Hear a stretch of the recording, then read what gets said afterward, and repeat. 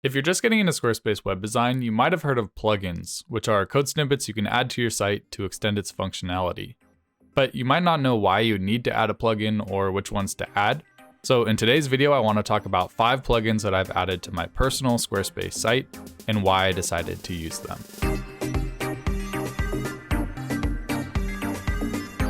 So the first plugin that I've added to my site is a MegaMenu.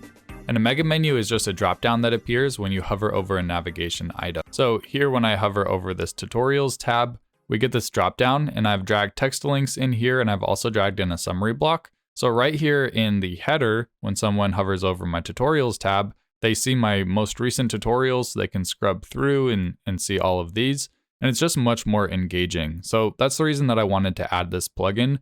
I felt like there was a much higher chance that someone clicks through to my blog posts when hovering over tutorials, as opposed to just the normal dropdown. So this is what the normal dropdown folder experience is, and compare that to this experience, I just feel like it's so much more engaging. So for me, it was a no-brainer. I definitely wanted to add the MegaMenu. The next plugin that I've added to my site is the custom cart drawer. So the way the normal Squarespace cart checkout process works is when someone adds a product to their cart, it gets added to the cart, but then they need to come up here and click into the cart in order to see the products that they've added and then to check out.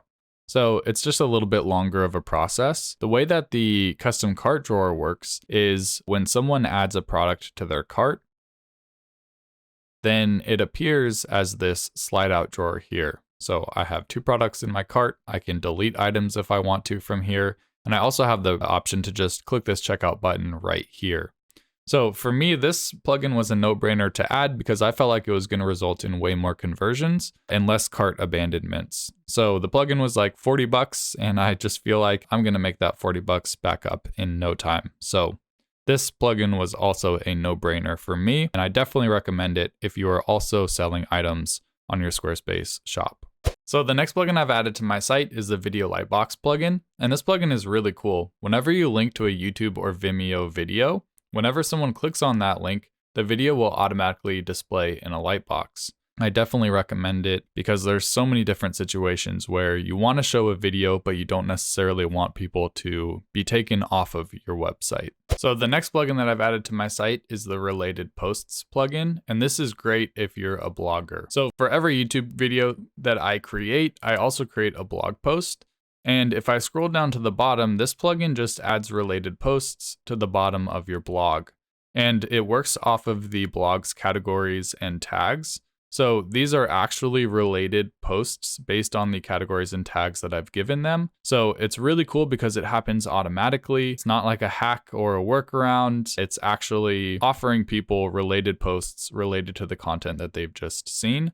And I feel like this will have a higher chance of boosting engagement too. If they liked what you're reading, they might also like these things and then click through to more pages on the site. So if you're a blogger, I 100% recommend this plugin. And finally, the last plugin that I've added to my site is the Modern Mobile Menu Dropdown plugin. This one is kind of just a little extra touch. It doesn't necessarily boost conversions or anything like that, like some of the last plugins did.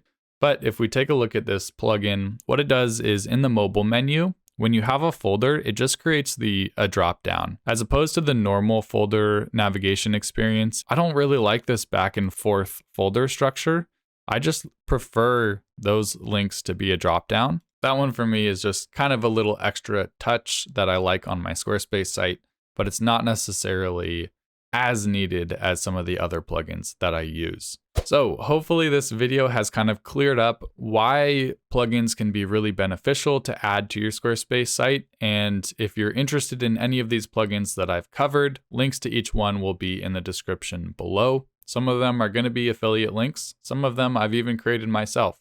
So if you're interested in any of them, definitely check them out in the description below. All right, I hope this video was helpful. If it was, please leave a like and consider subscribing. I cover tons of Squarespace customization content on my channel, so hopefully I'll see you in the next one.